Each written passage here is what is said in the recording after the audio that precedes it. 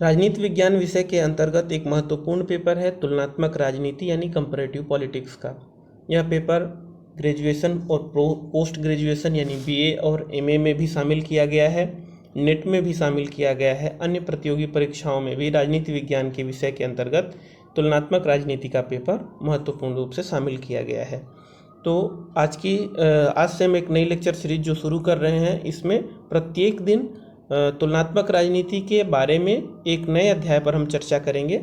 तो आइए शुरू करते हैं। आज की चर्चा का विषय है अर्थ एवं प्रकृति यानी तुलनात्मक राजनीति का क्या अर्थ है, इसके बारे में हम परिचय में प्राप्त करेंगे और इसकी क्या प्रकृति है इस बारे में जानेंगे। शुरू करते हैं। तुलनात्मक राजनीति विज्ञान की एक शाखा है। जैसे अन्य महत्वपूर्ण शाखा है अंतर्राष्ट्रीय संबंध है, राजनीतिक सिद्धांत है, भारतीय राज्य व्यवस्था है, लोक प्रशासन है, प्रमुख विचारकों के बारे में जो अध्ययन है, इनके साथ साथ तुलनात्मक राजनीति भी एक महत्वपूर्ण शाखा है। इसकी आवश्यकता तब पड़ी जब राजनीति विज्ञान की व्यवहार्यता के बारे में ज़्यादा अध्ययन किया जाने लगा, अर्थात इसके व्यवहारिक पक्ष पर ज़्यादा जोर दिया जाने लगा। तो यह काम क्या करता है राजनीति विज्ञान में? जो तुलनात्मक राजनीति है, यह क्या काम, इसमें क्या अध्ययन किया जाता है? यह राजनीतिक व्यवहार का संपूर्णता में अध्ययन करता है। राजनीतिक व्यवहार की संपूर्णता का मतलब यह हुआ कि जो औपचारिक संस्थाएं हैं, जो कानून बने हैं, जो संविधान में वर्णित है, इसके अलावा वास्तव में वो क्या व्यवहार करते हैं, इनके बारे में भी अध्ययन तुलनात्मक राजनीति में किया जाता है। यानी औपचारिक और अनौपचारिक दोनों तरह के अध्ययन तुलनात्मक राजनीति के अंतर्गत किए जाते हैं। यह सरकार के कार्य और व्यवहारों का अध्ययन करता है। सरकार के कार्य और व्यवहार का मतलब हुआ कि संविधान में उन्हें जो शक्तियां प्रदान की गई हैं और उसके अलावा उन शक्तियों को जिस तरह से वह प्रयोग करते हैं, कार्य की जो पद्धति अपनाते हैं, उनका अध्ययन करते हैं।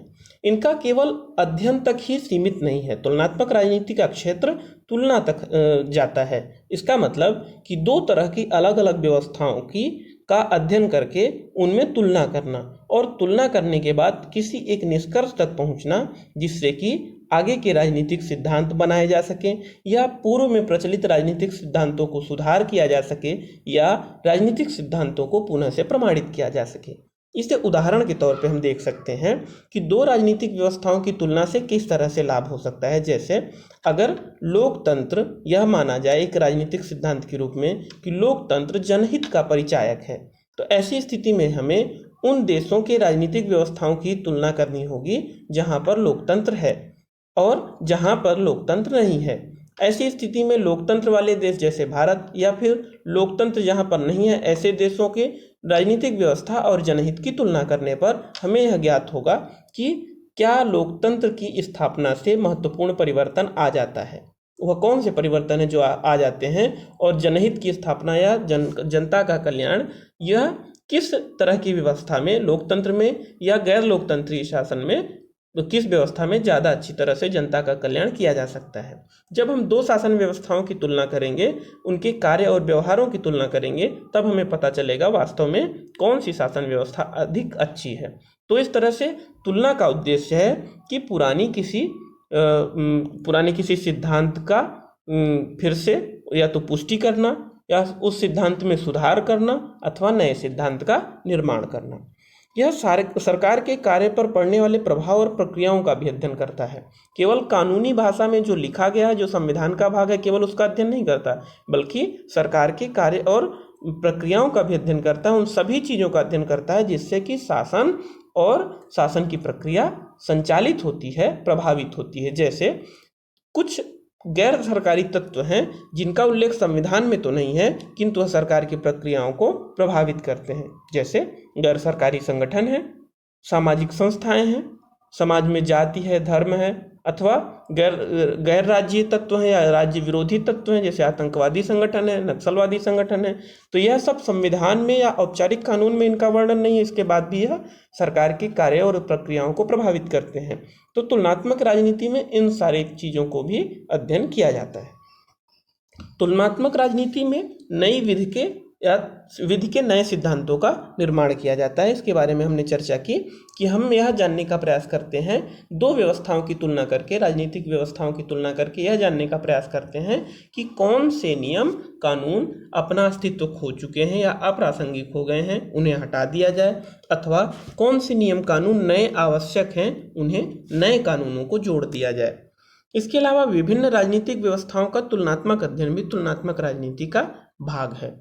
तुलनात्मक राजनीति के इस तरह के अध्ययन के लिए विभिन्न मापदंडों की खोज करना भी तुलनात्मक राजनीति का भाग है। अर्थात जब हम दो राजनीतिक व्यवस्थाओं की तुलना करेंगे तो उसके लिए कौन से मापदंड अपनाएंगे, यह भी जानना तुलनात्मक राजनीति का महत्वपूर्ण कार्य है।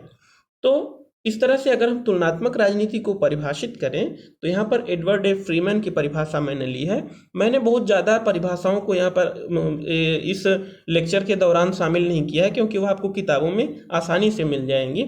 हमें केवल उसके बारे में जो सिद्धांततः बातें हैं, जो आसानी से आसान भाषा में समझाई जा सके, उन बातों को मैंने यहाँ पर लिखा है। तो एडवर्ड ए फ्रीमैन की ये परिभाषा है। ये फ्रीमैन से आप कंफ्यूज मत होइएगा, ये यूएसए वाले नहीं बल्कि यूके वाले फ्रीमैन है, यानी ब्रिटेन वाले फ्रीमैन है। ये तुलनात्मक राजनीति सरकारों के विविध प्रकारों व विभिन्न राजनीतिक संस्थाओं का तुलनात्मक विश्लेषण है। यहाँ पर महत्वपूर्ण बातें क्या है कि राजनीतिक सरकारों के विविध प्रकारों व विभिन्न राजनीतिक संस्थाओं का तुलनात्मक विश्लेषण है। अर्थात सरकार के प्रकारों का अध्ययन करता है और उनके विभिन्न राजनीतिक संस्थाओं, चाहे वो सरकारी संस्थाएं हों, गैर सरकारी संस्थाएं हों, सभी तरह की राजनीतिक संस्थाओं को, ऐसी संस्थाओं का जिनका जुड़ाव राजनीति से है, उनका अध्ययन करता है। अब यहाँ पर हमें एक चीज का ध्यान रखना होगा कि तुलनात्मक राजनीति और तुलनात्मक सरकार या तुलनात्मक शासन के मध्य एक अंतर है, और उस अंतर को हमें जान करके ही तुलनात्मक राजनीति के बारे में असली उसका अर्थ पता चलेगा। तुलनात्मक राजनीति का मतलब राजनीति के औपचारिक के साथ साथ व्यवहारिक कार्यों पर भी ध्यान देना है, जबकि तुलनात्मक सरकार जो है वह केवल औपचारिक कार्यों पर ध्यान देता है, औपचारिक कार्यों का अध्ययन करता है, व्यवहारिक कार्यों का अध्ययन नहीं करता। इस तरह से तुलनात्मक राजनीति तुलनात्मक शासन की अपेक्षा अधिक विस्तृत अवधारणा है, और तुलनात्मक राजनीति तुलनात्मक शासन की अपेक्षा ज़्यादा नवीन है और उसमें ज़्यादा वैज्ञानिक पद्धति को अपनाया गया है। तो इस तरह से हम देखते हैं कि तुलनात्मक सरकार एक सीमित अवधारणा है, जबकि तुलनात्मक राजनीति एक विस्तृत अवधारणा है। तो तुलनात्मक राजनीति के बारे में हमने जाना कि यह क्या है। यह एक ऐसा विषय है जो कि राजनीतिक व्यवस्थाओं के, दो राजनीतिक व्यवस्थाओं की तुलना का अध्ययन करता है। यह अध्ययन क्यों करता है? क्योंकि इससे उसे नए सिद्धांतों को निर्माण करने में आसानी होती है, पुराने सिद्धांतों की जांच करने में आसानी होती है। अब तुलनात्मक राजनीति की प्रकृति के बारे में जान लेते हैं कि यह प्रकृति कैसा है इसका। तुलनात्मक राजनीति की प्रकृति के बारे में दो तरह की अवधारणाएं हैं। पहली कि यह एक ऊर्ध्वाधर तुलना है। ऊर्ध्वाधर तुलना का मतलब क्या हुआ? वर्टिकल, यानी ऊपर से नीचे या नीचे से ऊपर की ओर तुलना है। तो कुछ जो परंपरागत राजनीति शास्त्री थे वह ऊर्ध्वाधर तुलना के पक्षधर थे। उनका मानना था कि एक देश में एक राजनीतिक व्यवस्था के अंतर्गत जो सरकारों के विभिन्न स्तर पाए जाते हैं, उन स्तरों के मध्य तुलना को ही हम तुलनात्मक राजनीति में शामिल करते हैं। तो एक देश के अंतर्गत जो शामिल विभिन्न सरकारें हैं, जैसे कि अगर देश संघात्मक है, भारत का उदाहरण लेते हैं तो केंद्र सरकार है, राज्य सरकार है, फिर पंचायती स्वशासन है अथवा नगरीय स्वशासन है। तो इस तरह से कई सारे स्तर सरकार के प्राप्त होते हैं। तो ऊर्ध्वाधर तुलना या वर्टिकल जो कंपैरिजन है, उसका मतलब हुआ कि जो विभिन्न प्रकार की सरकारें हैं उनके एक ही देश, एक ही राजनीतिक व्यवस्था के अंतर्गत विभिन्न प्रकार की सरकारों की तुलना आपस में करना होता है। ऐसे में यह तो आसानी रहती है कि उन सरकारों की परिस्थितियों में समानता रहती है, एक ही देश के होने के कारण कानून में समानता रहती है, लेकिन कुछ परेशानियां भी होती हैं। अगर आप भारत देश का उदाहरण लें और भारत में केंद्र सरकार की तुलना राज्य सरकार से करें तो भले कानून एक हैं, लेकिन दोनों की शक्तियों में अंतर है, दोनों के आय स्रोत में भी अंतर है, दोनों के नियंत्रण क्षेत्र में अंतर है। तो इस तरह से हम देखते हैं कि जब दो सरकारों में इतना बड़ा अंतर है तो उनके बीच तुलना नहीं की जा सकेगी। तो सामान्यतया प्रारंभ में जब तुलनात्मक राजनीति के अध्ययन की शुरुआत हुई तो प्रारंभ में ऊर्ध्वाधर तुलना को ज़्यादा महत्व दिया गया, क्योंकि उनका ऊर्ध्वाधर तुलना यानी वर्टिकल कंपैरिजन करने वाले लोगों की यह मान्यता थी कि यह एक ही परिस्थिति में अगर किया जाएगा तो एक सरकार के विभिन्न स्तरों, एक ही देश के विभिन्न सरकारों में यह तुलना की जा सकती है। लेकिन यह व्यवस्था या यह मान्यता परिवर्तित हो गई। क्यों? क्योंकि यह ज़्यादा दिन तक चल नहीं सकी, उचित नहीं लगी। इसके बाद आता है तुलनात्मक राजनीति का क्षैतिज तुलना यानी हॉरिजॉन्टल। हॉरिजॉन्टल जो तुलना है उसका ये मतलब होता है कि विभिन्न देशों की सरकारों के बीच तुलना। पहली चीज, जैसे भारत देश के सरकार की तुलना पाकिस्तान से अथवा नेपाल से या अमेरिका से, या भारत के लोकतंत्र की तुलना या भारत की राजनीतिक पार्टियों की तुलना, भारत में मतदान व्यवहार की तुलना दूसरे देशों के मतदान व्यवहार से, भारत में भ्रष्टाचार की तुलना दूसरे देशों के भ्रष्टाचार से। तो इस तरह से हम देखते हैं कि जो क्षैतिज तुलना है वह एक देश की राजनीतिक व्यवस्था की तुलना दूसरे देश से करती है। हालांकि इसमें एक परेशानी है कि प्रत्येक देश की परिस्थितियां भिन्न भिन्न हैं, किंतु एक बात ध्यान रखने की है कि प्रत्येक देश की जो केंद्रीय सरकार है उनके बीच एक समानता पाई जाती है कि वह केंद्रीय सरकार सर्वसत्ता संपन्न है या किसी देश की केंद्रीय सरकार है सबसे बड़ी सरकार है। तो इस तरह से जो क्षैतिज तुलना है वह एक देश की सरकार की तुलना या एक देश के राजनीतिक व्यवहार राजनीतिक व्यवस्था की तुलना दूसरे देश के राजनीतिक व्यवहार राजनीतिक व्यवस्था के साथ करता है।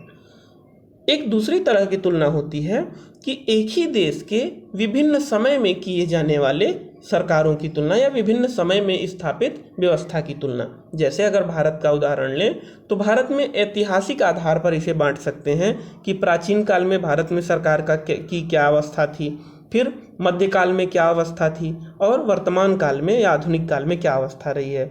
या फिर इसे छोटा करके और छोटा करके देख सकते हैं कि विभिन्न प्रधानमंत्रियों के कार्यकाल में भारतीय शासन की क्या अवस्था रही है। जैसे नेहरू युग में क्या था, इंदिरा युग में, लाल बहादुर शास्त्री के टाइम पे, तो मनमोहन सिंह जी के टाइम पे। तो इस तरह से हम देखते हैं कि अगर एक ही देश के अंतर्गत विभिन्न समय विभिन्न काल में ऐतिहासिक परिप्रेक्ष्य में यह देखा जाए कि अलग अलग शासन के दौरान क्या अलग अलग व्यवस्थाएं थीं और उनकी आपस में तुलना की जाए तो यह भी हॉरिजॉन्टल तुलना या क्षैतिज तुलना कहलाएगी। तो इस तरह से तुलनात्मक राजनीति की प्रकृति में दो तरह की बातें हैं, एक ऊर्ध्वाधर यानी ऊपर से नीचे की ओर वर्टिकल, और दूसरा क्षैतिज यानी दो सरकारों की तुलना, चाहे वह एक देश की सरकार की दूसरे देश से तुलना की जाए अथवा एक ही देश के अलग अलग टाइम पीरियड में सरकार की तुलना की जाए। तो इस तरह से क्षैतिज और वर्टिकल यह दो तरह की इसकी प्रकृति हो सकती है। वर्तमान में जो क्षैतिज प्रकृति की तुलना है वह ज़्यादा मान्य है और वही ज़्यादा राजनीति शास्त्रियों द्वारा अपनाई जाती है। अब तुलनात्मक राजनीति के विकास के बारे में थोड़ा सा जान लेते हैं। तुलनात्मक राजनीति ऐसा नहीं है कि यह नया सब्जेक्ट है, इसकी इस तरह की विधि का प्रयोग पहले भी होता था। जब दो चीज़ों में किसी एक अच्छी चीज़ को चुनना हो तब तुलना की बात स्वतः ही आ जाती है। अरस्तु ने अपने अध्ययन में 158 देशों के संविधानों की चर्चा की है और उन संविधानों में जो अच्छी बातें हैं उनका अध्ययन करके एक नए तरह के संविधान या संविधान में क्या तत्व होना चाहिए इसके बारे में उन्होंने बताया है। तो यह विभिन्न देशों के संविधानों का अध्ययन और उनका अध्ययन करने के बाद उनकी तुलना करना यह प्राचीन काल से ही चला आ रहा है। आप जब महाभारत के शांति पर्व में इस तरह के विद्वानों के बीच आपस के वार्तालाप को सुनेंगे तो वह बताते हैं कि अगर राज्य की पद्धति ऐसी हो तो अगर राजतंत्र है तो क्या व्यवस्था होगी, अगर वहाँ पर जनता का शासन है तो क्या व्यवस्था होगी, अराजकता की स्थिति में क्या व्यवस्था होगी। तो चर्चा के दौरान हमें यह पता चलता है कि तुलना विभिन्न सरकारों के बीच या राजनीतिक व्यवस्थाओं के बीच तुलना की जो व्यवस्था है वह कहीं ना कहीं प्राचीन काल में भी देखने को मिलती है, किंतु उस समय तुलनात्मक राजनीति विषय के रूप में इसका उल्लेख नहीं था या तुलनात्मक राजनीति विषय के रूप में यह उपस्थित नहीं था। मध्यकाल के बाद, मध्यकाल तक तो राजनीति विज्ञान में तुलनात्मक राजनीति का विषय के रूप में विकास नहीं हुआ। मध्यकाल के बाद मैकियावेली और मॉन्टेस्क्यू के टाइम पे तुलनात्मक अध्ययन का जोर बढ़ा। मैकियावेली ने अपने पुस्तक में विभिन्न जगहों पर विभिन्न राजनीतिक व्यवस्थाओं की तुलना करते हुए अच्छे राजा और अच्छी राज व्यवस्था के बारे में बताया। यही सेम थिंग मॉन्टेस्क्यू के अध्ययन में भी हुआ। मॉन्टेस्क्यू ने भी अपने पुस्तक में विभिन्न राजनीतिक व्यवस्थाओं की तुलना करके सेपरेशन ऑफ पावर और जो भी मतलब राजनीतिक व्यवस्था चलाने के लिए जो महत्वपूर्ण प्रावधान किए जा सकते हैं, इस तरह की चर्चा उन्होंने की थी। अब किंतु वास्तव में जो तुलनात्मक राजनीति है उसका प्रमुख रूप से विकास द्वितीय विश्व युद्ध के पश्चात होना शुरू हुआ। क्यों? क्योंकि द्वितीय विश्व युद्ध के पश्चात महत्वपूर्ण परिवर्तन आए। पहले तो द्वितीय विश्व युद्ध के पश्चात बहुत सारे देश नव स्वतंत्र हुए। उन नव स्वतंत्र देशों की राजनीतिक व्यवस्थाएं अलग थी। 1945 में विश्व युद्ध खत्म हुआ और 1945 के बाद 50 से अधिक देशों को उपनिवेशवाद से आज़ादी मिली। तो उन देशों की परिस्थितियां अलग थीं, उन देशों में राजनीतिक व्यवस्थाएं अलग थीं, अथवा यूरोपीय मॉडल का ही अगर राजनीतिक व्यवस्था अपनाई गई तो उन देशों में उसकी प्रकृति अलग थी। जैसे भारत में ही लोकतंत्र तो अपनाया गया, किंतु वह लोकतंत्र ब्रिटेन अथवा अमेरिका के लोकतंत्र से अलग था। अथवा जिन देशों में साम्यवाद अपनाया गया, साम्यवादी व्यवस्था अपनाई गई, उन देशों का साम्यवाद रूस अथवा चीन के साम्यवाद से अलग था। तो द्वितीय विश्व युद्ध के दौरान सरकार और उसके औपचारिक संस्थाओं की तुलना में काफ़ी बढ़त मिली, काफ़ी ज़्यादा वृद्धि हो गई, क्योंकि नए सिद्धांतों के निर्माण के लिए और सिद्धांतों के प्रेक्षण के लिए, उनकी जांच के लिए भी यह महत्वपूर्ण था कि दो व्यवस्थाओं की तुलना आपस में की जाए। इसके बाद वर्तमान समय का विकास हम देखते हैं। वर्तमान समय में केवल सरकार की तुलना नहीं बल्कि सरकार के व्यवहार की तुलना भी शुरू हो गई।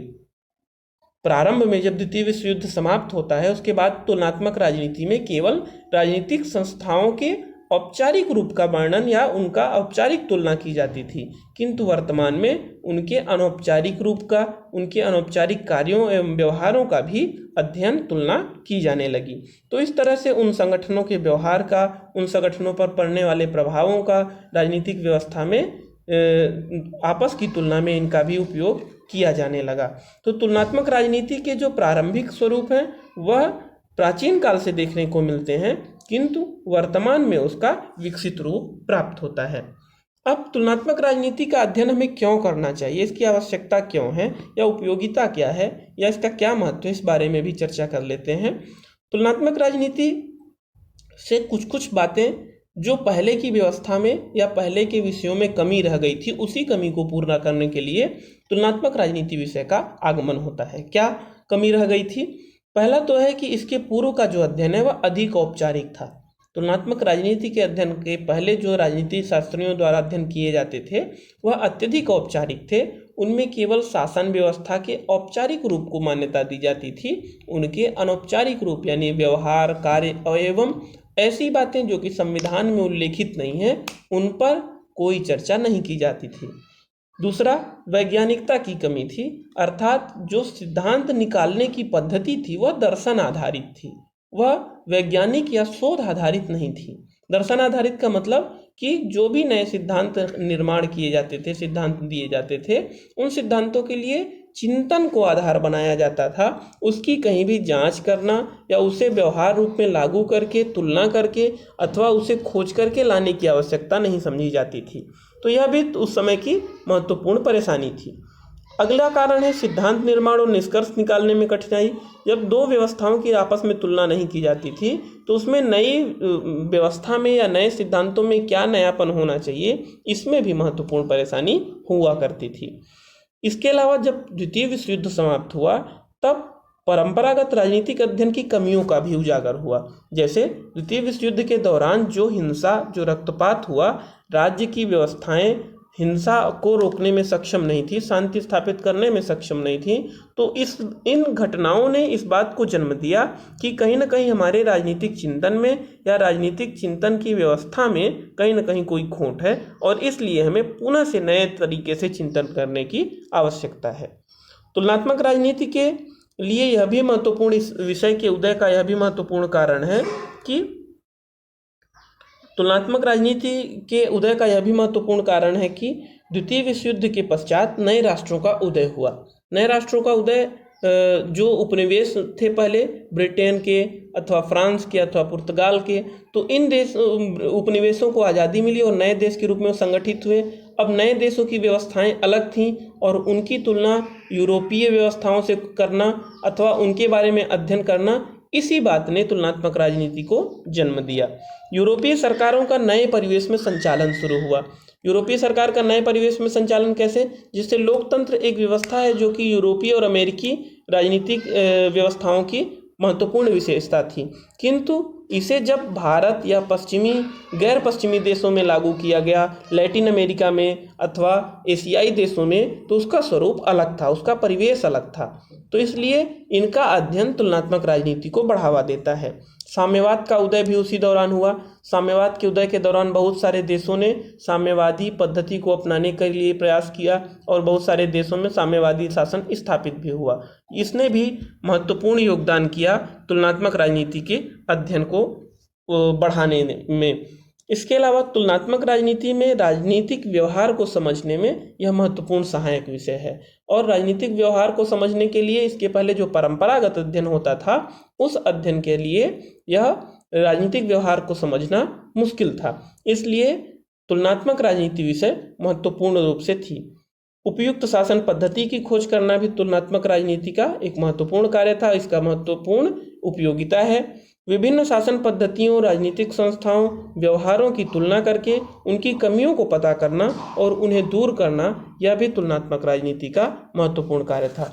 अब आपको यह समझ में आ गया होगा कि जैसे जैसे परिस्थितियां बदलती गईं, वैसे वैसे तुलनात्मक राजनीति के उदय के लिए या राजनीतिक व्यवस्था के अध्ययन की नई पद्धति को अपनाने के लिए धीरे धीरे परिस्थितियां बनती गईं और इस तरह से एक नए विषय या एक नई शाखा का जन्म हुआ। आज के लेक्चर में हमने तुलनात्मक राजनीति के अर्थ और उसकी प्रकृति के बारे में, उसके विकास और उसकी उपयोगिता के बारे में जाना है। आगे हम तुलनात्मक राजनीति के महत्वपूर्ण उपागम यानी अप्रोचेज के ऊपर चर्चा करेंगे। यह आपके लिए महत्वपूर्ण होगा, परीक्षाओं के लिए महत्वपूर्ण होगा। आप इसे ध्यान से पढ़ें और इस लेक्चर सीरीज को फॉलो करें। धन्यवाद। महादेव।